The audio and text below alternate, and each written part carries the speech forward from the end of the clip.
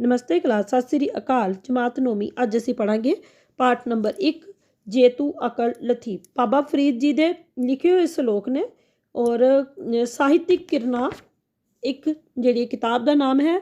तो बाबा फरीद जी के श्लोक पढ़न तो पहला असीं बाबा फरीद जी के बारे विच थोड़ा जिहा जाणांगे। बाबा फरीद जी पंजाबी सूफी कवि होए हन। आप सूफी काव्य धारा के मोंडी कवि हैं। आप नूं पंजाबी कविता का पितामह भी कहा जाता है। बाबा शेख फरीद जी का जन्म 1173 ईस्वी नूं पिंड खोतवाल जिला मुल्तान पाकिस्तान विखे होया। आपके पिता का नाम सुलेमान सी ते माता मरियम सी, जो कि एक धार्मिक ख्यालों वाली औरत सी और उन्होंने दे धार्मिक ख्यालों का असर बाबा फरीद ते भी पिया। बाबा फरीद जी बचपन तो ही परमात्मा की भजन बंदगी विच लगे रहंदे सन। उन्होंने अपना जीवन का काफ़ी समा जिहड़ा है परमात्मा की भजन बंदगी विच गुजारिया और आप दे 112 श्लोक ते 4 शब्द श्री गुरु ग्रंथ साहिब विच दर्ज किए गए हैं। और आप परमात्मा का नाम जपण विच परमात्मा दे उत्ते बहुत विश्वास रखते सन। उन्होंने अपनिया श्लोकां दे विच परमात्मा का जो गुणगान किया है उहदे बारे विच अज असीं पढ़ांगे। और बाबा फरीद जी 1266 ईस्वी विच 93 सालों की उम्र विच अल्लाह नूं प्यारे हो गए। सो बच्चों करने पहला श्लोक शुरू। फरीदा जे तू अकल लतीफ। फरीदा जे तू अकल लतीफ, काले लिख न लेख, अपनड़े गरीबान महसिर नीमा कर दे। शेख फरीद जी मनुख नूं समझाते हुए कह रहे हैं, अपने आप नूं संबोधित करते हुए होर मनुखों नूं समझाते हुए कह रहे हैं कि हे मनुख, जेकर तैनू अकल है, अकल लतीफ मतलब बरीक समझ, सूझवान, बुद्धिवान। हे मनुख, जेकर तैनू अकल है तां तू काले लेख ना लिख।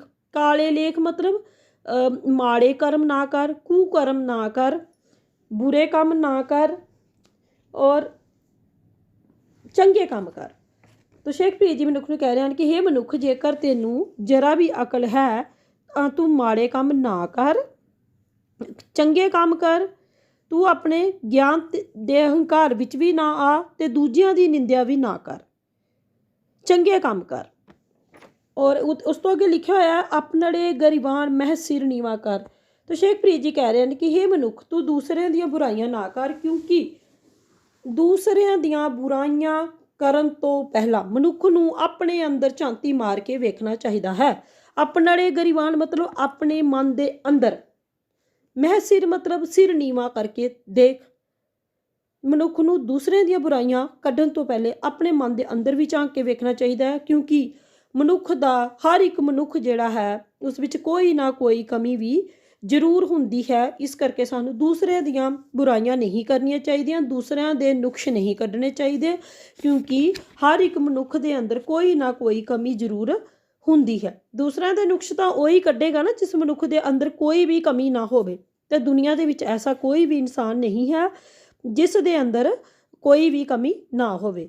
तो शेख फरीद जी मनुख नूं कह रहे हैं कि हे मनुख, तैनू दूसरे दियां कमियां नहीं कड्ढणियां चाहिदियां, दूसरों के औगुण नहीं देखने चाहिए, माड़े काम नहीं करने चाहिए। तैनू परमात्मा का नाम जपना चाहिए है, क्योंकि परमात्मा जिहड़ा है तेरे कीते हुए कम्मां दा हिसाब भी तेरे कोलों लएगा। इस करके परमात्मा दे नाम जिहड़ा है जपना चाहिए ते माड़े काम नहीं करने चाहिए। सो बच्चों साडा दूसरा श्लोक है, देख फरीदा जो थिया दाड़ी होई पूर, अग्गा नेड़े आया पिछा रह गया दूर। तो बच्चे पहले ये शब्द अर्थ दसांगी शब्दों के, फिर इसकी व्याख्या करांगी, क्योंकि ये समझना थोड़ा सौखा हो जाएगा। तो शेख फरीद जी कह रहे हैं, देख फरीदा जो थिया, थिया मतलब हो गया, जो भी घटना जिहड़ी है वापर गई। दाड़ी होई पूर मतलब दाड़ी हुण चिट्टी हो गई, पूर मतलब चिट्टी। अग्गा नेड़े आया, अग्गा मतलब आने वाला समा, जिहड़ा आने वाला समा किहड़ा साडी मौत का समा नेड़े आ रहा। पिछा मतलब साडे जिहड़ा जन्म का समा है वह पिछे रह गया। दिन ब दिन बंदा जिहड़ा है अपनी मौत वाल वधदा जांदा है। तो शेख फरीद जी समझा रहे हैं, देख फरीदा जो थिया दाड़ी होई पूर। तो शेख फरीद जी कह रहे हैं कि हे मनुख, जो भी तेरे नाल घटना वापर गई, जो भी बीते समय विच तेरे नाल वापर गया, तू उस वल ना वेख, तू हुण अपना अगला समय बारे सोच, क्योंकि हुण तेरी दाड़ी जिहड़ी है, दाड़ी होई पूर मतलब तेरी दाड़ी चिट्टी हो गई है, भाव तू हुण बुढ़ा हो गया है। ठीक है, हुण ਅੱਗਾ ਨੇੜੇ ਆਇਆ, ਮਤਲਬ ਕਿ ਅੱਗਾ ਮਤਲਬ ਤੇਰੀ ਮੌਤ ਦਾ ਸਮਾਂ ਜਿਹੜਾ ਹੈ ਉਹ ਨੇੜੇ ਆਉਂਦਾ ਜਾ ਰਿਹਾ ਤੇ ਤੇਰੀ ਜੀਵਨ ਦਾ ਸਮਾਂ ਜਿਹੜਾ ਹੈ ਉਹ ਪਿੱਛੇ ਜਿਹੜਾ ਜਿਉਣ ਦਾ ਸਮਾਂ ਸੀ, ਜਿਹੜਾ ਬਚਪਨ ਦਾ ਸਮਾਂ ਸੀ, ਪਿੱਛੇ ਰਹਿੰਦਾ ਜਾ ਰਿਹਾ। ਮਤਲਬ ਤੈਨੂੰ ਹੁਣ ਮੌਤ ਆਣੀ ਹੀ ਆਣੀ ਹੈ, ਮੌਤ ਤੇਰੀ ਨਿਸ਼ਚਿਤ ਹੈ। ਔਰ ਹੁਣ ਜ਼ਿੰਦਗੀ ਜਿਹੜੀ ਹੈ ਥੋੜ੍ਹੀ ਰਹਿ ਗਈ ਹੈ, ਜੀਵਨ ਦਾ ਸਮਾਂ ਬੀਤ ਗਿਆ, ਉਹ ਮੁੜ ਕੇ ਵਾਪਸ ਨਹੀਂ ਆਉਣਾ। ਇਸ ਲਈ ਹੇ ਮਨੁੱਖ, ਹੁਣ ਤੂੰ ਸੁਚੇਤ ਹੋ ਜਾ, ਠੀਕ ਹੈ, ਕਿਉਂਕਿ ਪਰਮਾਤਮਾ ਦਾ ਨਾਮ ਤੇਰੇ ਲਈ ਜਪਣਾ ਬਹੁਤ ਜ਼ਰੂਰੀ ਹੈ। ਜਦੋਂ ਤੇਰੀ ਮੌਤ ਹੋ ਜਾਵੇਗੀ ਤਾਂ ਪਰਮਾਤਮਾ ਤੇਰੇ ਦੁਆਰਾ ਕੀਤੇ ਹੋਏ ਕਰਮਾਂ ਦਾ ਹਿਸਾਬ ਵੀ ਤੇਰੇ ਕੋਲ ਲਵੇਗਾ ਤੇ ਫਿਰ ਤੂੰ ਉੱਥੇ ਜਾ ਕੇ ਕੀ ਜਵਾਬ ਦੇਵੇਂਗਾ। ਇਸ ਕਰਕੇ ਮਨੁੱਖ ਨੂੰ ਪਰਮਾਤਮਾ ਦਾ ਨਾਮ ਜਿਹੜਾ ਹੈ ਜਪਦੇ ਰਹਿਣਾ ਚਾਹੀਦਾ ਹੈ। ਅਗਲਾ ਸ਼ਲੋਕ ਵਿੱਚ ਸ਼ੇਖ ਫਰੀਦ ਜੀ ਕਹਿ ਰਹੇ ਹਨ, ਫਰੀਦਾ ਜੰਗਲ ਜੰਗਲ ਕਿਆ ਪਵਹੇ ਵਨ ਕੰਡਾ ਮੋੜੇ, ਬੱਸੇ ਰੱਬ ਹਿਆਲਿਆ ਜੰਗਲ ਕਿਆ ਢੂੰਡੇ। ਸੋ ਬੱਚਿਓ, ਪਹਿਲੇ ਦੇ ਸ਼ਬਦਾਂ ਦੇ ਅਰਥ ਮੈਂ ਤੁਹਾਨੂੰ ਦੱਸ ਦਿੰਦੀ ਹਾਂ, ਜਿਹਦੇ ਕਾਰਨ ਸਮਝਣਾ ਥੋੜਾ ਸੌਖਾ ਹੋ ਜਾਏਗਾ। ਫਰੀਦ ਜੀ ਕਹਿ ਰਹੇ ਕਿ ਜੰਗਲ ਜੰਗਲ ਕਿਆ ਪਵਹੇ, ਕਿ ਪਵਹੇ ਮਤਲਬ ਕਿਉਂ, ਭਟਕਣਾ ਮਤਲਬ ਪਵਹੇ ਮਤਲਬ ਭਟਕਣਾ, ਵਣ ਕੰਡਾ ਮੋੜੇ, ਵਣ ਮਤਲਬ ਜੰਗਲ ਦੇ ਕੰਢੇ, ਵਣ ਦਾ ਮਤਲਬ ਹੁੰਦਾ ਜੰਗਲ, ਜੰਗਲ ਦੇ ਕੰਢੇ, ਵਣ ਕੰਢੇ ਜੰਗਲ ਦੇ ਕੰਢੇ, ਮੋੜੇ ਮਤਲਬ ਲਤਾੜਨਾ, ਪੈਰਾਂ ਹੇਠਾਂ ਲਤਾੜਨਾ, ਵਸੇ ਰੱਬ ਹਿਆਲਿਆ, ਵਸੇ ਮਤਲਬ ਵਸਦਾ ਹੈ, ਹਿਆਲਿਆ ਮਤਲਬ ਹਿਰਦੇ ਵਿੱਚ, ਮਨ ਦੇ ਅੰਦਰ, ਢੂੰਡੇ, ਜੰਗਲ ਜੰਗਲ ਕਿਆ ਢੂੰਡੇ, ਢੂੰਡੇ ਮਤਲਬ ਲੱਭਣਾ। ਤੋ ਸ਼ੇਖ ਫਰੀਦ ਜੀ ਕਹਿ ਰਹੇ ਹਨ ਕਿ ਹੇ ਮਨੁੱਖ, ਆਪਣੇ ਆਪ ਨੂੰ ਸੰਬੋਧਿਤ ਕਰਦੇ ਹੋਏ ਹੋਰਨਾਂ ਨੂੰ ਸਮਝਾ ਰਹੇ ਹਨ। ਫਰੀਦਾ ਜੰਗਲ ਜੰਗਲ ਕਿਆ ਭਵਹੇ, ਮਤਲਬ ਹੇ ਮਨੁੱਖ, ਤੂੰ ਜੰਗਲ ਵਿੱਚ ਕਿਉਂ ਘੁੰਮ ਰਿਹਾ ਹੈ, ਕਿਉਂ ਭਟਕ ਰਿਹਾ ਹੈ। ਔਰ ਵਣ ਕੰਡਾ ਮੋਰੇ, ਮਤਲਬ ਵਣ ਦੇ ਜੰਗਲ ਦੇ ਕੰਢੇ ਕਿਉਂ ਲਤਾੜੇ ਜਾ ਰਿਹਾ, ਕਿਉਂ ਲਤਾੜੇ ਜਾ ਰਿਹਾ। ਰੱਬ ਤਾਂ ਤੇਰੇ ਮਨ ਦੇ ਅੰਦਰ ਵਸਦਾ ਹੈ, ਵਸੇ ਰੱਬ ਹਿਆਲਿਆ ਮਤਲਬ ਰੱਬ ਤੇਰੇ ਮਨ ਦੇ ਅੰਦਰ ਵਸਦਾ ਹੈ, ਤੇ ਤੂੰ ਜੰਗਲ ਦੇ ਵਿੱਚੋਂ ਕਿਉਂ ਘੁੰਮ ਰਿਹਾ। ਮਤਲਬ ਰੱਬ ਦਾ ਜਿਹੜਾ ਹੈ ਉਹ ਆਪਣੇ ਮਨ ਦੇ ਵਿੱਚੋਂ ਚੰਗੇ ਕੰਮ ਕਰਕੇ ਸਾਫ਼ ਹਿਰਦੇ ਦੇ ਨਾਲ ਲੱਭਿਆ ਜਾ ਸਕਦਾ ਹੈ। ਪਰਮਾਤਮਾ ਨੂੰ ਲੱਭਣ ਦੇ ਲਈ ਜੰਗਲ ਦੇ ਵਿੱਚ ਫਿਰਨ ਦੀ ਕੋਈ ਜ਼ਰੂਰਤ ਨਹੀਂ ਹੈ, ਠੀਕ ਹੈ। ਇਸ ਨਾਲ ਮਤਲਬ ਜੰਗਲ ਦੇ ਵਿੱਚ ਫਿਰਨ ਨਾਲ ਮਨ ਅਤੇ ਸਰੀਰ ਨੂੰ ਕਸ਼ਟ ਤਾਂ ਮਿਲਦਾ ਹੀ ਹੈ, ਰੱਬ ਫਿਰ ਵੀ ਨਹੀਂ ਮਿਲਦਾ। ਰੱਬ ਤਾਂ ਸਾਡੇ ਮਨ ਦੇ ਵਿੱਚ ਵਸਦਾ ਹੈ ਨਾ, ਸ੍ਰਿਸ਼ਟੀ ਦੇ ਕਣ ਕਣ ਵਿੱਚ ਵਸਦਾ। ਇਸ ਲਈ ਜੰਗਲਾਂ ਦੇ ਵਿੱਚੋਂ ਰੱਬ ਨੂੰ ਨਹੀਂ ਲੱਭਣਾ ਚਾਹੀਦਾ। ਪਰਮਾਤਮਾ ਜਿਹੜਾ ਹੈ ਉਹ ਹਰ ਇੱਕ ਵਸਤੂ ਦੇ ਵਿੱਚ ਹੈ, ਹਰ ਇੱਕ ਚੀਜ਼ ਦੇ ਵਿੱਚ ਹੈ, ਹਰ ਇੱਕ ਮਨੁੱਖ ਦੇ ਵਿੱਚ ਹੈ। ਪਰਮਾਤਮਾ ਸਰਵ ਵਿਆਪੀ ਹੈ, ਪਰਮਾਤਮਾ ਸਰਵ ਸ਼ਕਤੀਮਾਨ ਹੈ। ਤੇ ਉਸ ਨੂੰ ਲੱਭਣ ਦੇ ਲਈ ਚੰਗੇ ਕੰਮ ਕਰੋ, ਉਸ ਨੂੰ ਯਾਦ ਕਰੋ, ਪਰਮਾਤਮਾ ਆਪਣੇ ਆਪ ਹੀ ਮਿਲ ਜਾਏਗਾ। ਅਗਲੇ ਸ਼ਲੋਕ ਵਿੱਚ ਸ਼ੇਖ ਫਰੀਦ ਜੀ ਆਖਦੇ ਹਨ, ਰੁੱਖੀ ਸੁੱਖੀ ਖਾਈ ਕੇ ਠੰਡਾ ਪਾਣੀ ਪੀਓ, ਫਰੀਦਾ ਦੇਖ ਪਰਾਈ ਚੋਪੜੀ ਨਾ ਤਰਸਾਏ ਜੀ। ਤੋ ਰੁੱਖੀ ਸੁੱਖੀ ਮਤਲਬ ਸਧਾਰਨ ਰੋਟੀ ਖਾਈ ਕੇ, ਮਤਲਬ ਖਾ ਕੇ, ਠੰਡਾ ਪਾਣੀ ਪੀਓ, ਇਹ ਤੇ ਸਮਝਣ ਵਾਲਾ ਠੀਕ ਹੈ। ਫਰੀਦਾ ਦੇਖ ਪਰਾਈ ਚੋ, ਪਰਾਈ ਮਤਲਬ ਕਿਸੇ ਹੋਰ ਦੀ ਚੀਜ਼, ਕੋਈ ਬੇਗਾਨੀ ਚੀਜ਼।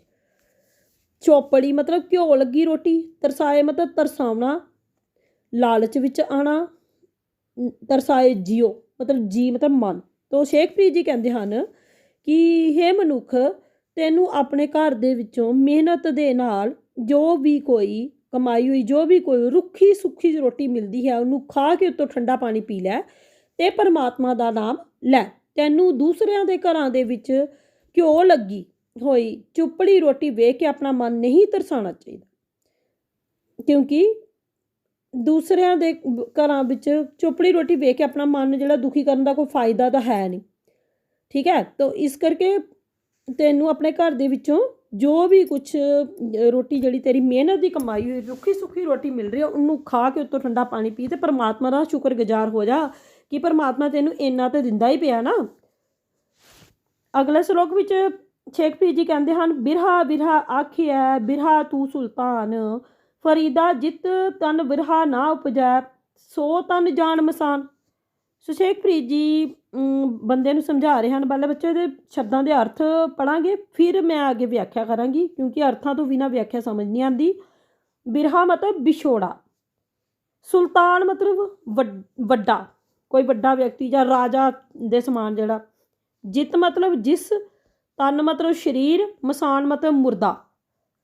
ਤੋ ਸ਼ੇਖ ਫਰੀਦ ਜੀ ਕਹਿੰਦੇ ਹਨ, ਬਿਰਹਾ ਵਿਯੋਗ ਜਿਹੜਾ ਵਿਛੋੜੇ ਨੂੰ ਅਕਸਰ ਨਿੰਦਿਆ ਜਾਂਦਾ ਹੈ। ਜਦੋਂ कि बिरहा तो महान हुंदी है, विछोड़ा एक महान चीज़ है, क्योंकि अपने नालों विछोड़ा जिहड़ा है वो सहणयोग नहीं हुंदा।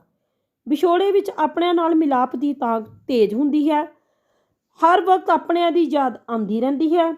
अपने प्रीतम प्यारे परमात्मा नूं याद करना ते उस दे विछोड़े विच केवल उस दे मिलाप लई ही बेचैन रहना जिहड़ा है मतलब उन्हूं मिलन तो घट नहीं हुंदा। इसलिए बिरहा जिहड़ा है महान है, सुल्तान है। इसनूं व्यक्ति नूं बिरहा नहीं नसीब हुंदा जिहड़ा मतलब जिन्हों परमात्मा का कोई विछोड़ा जिहड़ा है वो हुंदा ही नहीं। उस बंदे का जिहड़ा शरीर है मुर्दे दे समान है। वो बंदा जिहड़ा है वो जी के भी मरियां दे बराबर है। अगले श्लोक विच शेखप्रीत जी आखदे हन, फरीदा चार गवायां हंड के चार गवायां सम, लेखा रब मंगेसिया तू आहो केड़े कम। सो बच्चे पहले असीं इस शब्दां दे अर्थ पढ़ांगे फिर समझांगे। चार मतलब जिंदगी दे चार दिन, जिंदगी दे दिन। हंड के मतलब तुहानूं जो भी कुछ चाहिए सारा दिन दौड़ भज विच जिहड़ा टाइम जिहड़ा समा जिहड़ा तुसीं बितांदे हो। सम सो के, लेखा मतलब हिसाब, रब मतलब परमात्मा, मंगेसिया मतलब मंगेगा, आहो आया, केड़े मतलब केड़े। तो शेखप्रीत जी कह रहे हैं फरीदा चार गवाया हंड के चार गवाया सम। शेखप्रीत जी कहते हैं कि हे मनुख दुनिया विच आके तू दुनिया की मोह माया विच ही फस गया। उसने अपनी जिंदगी दे दिनां नूं जां तां व्यर्थ दी दुनिया दे जिहड़े भटकना जिहड़ी हुंदी है मतलब कि सो लिया खा लिया जां कोई होर कम कर लिया, इहदे विच ही गुजार दिता अपना समा। ठीक है, कोई चज दा कम नहीं किया, परमात्मा दा नाम नहीं जपिया, कोई भला कम नहीं किया, पर लेखा रब मंगेसिया तू आहो केड़े कम मतलब कि जदों तेरी मौत हो गई, जदों परमात्मा की दरगाह विच तू जाएगा तो उस तेरे द्वारे किए हुए कमां दा हिसाब भी मंगना ते तेरे को ये भी जानना कि उसनूं दुनिया विच परमात्मा ने किहड़े कम्मां लई भेजिया सी ते उहने किहड़े कम कीते।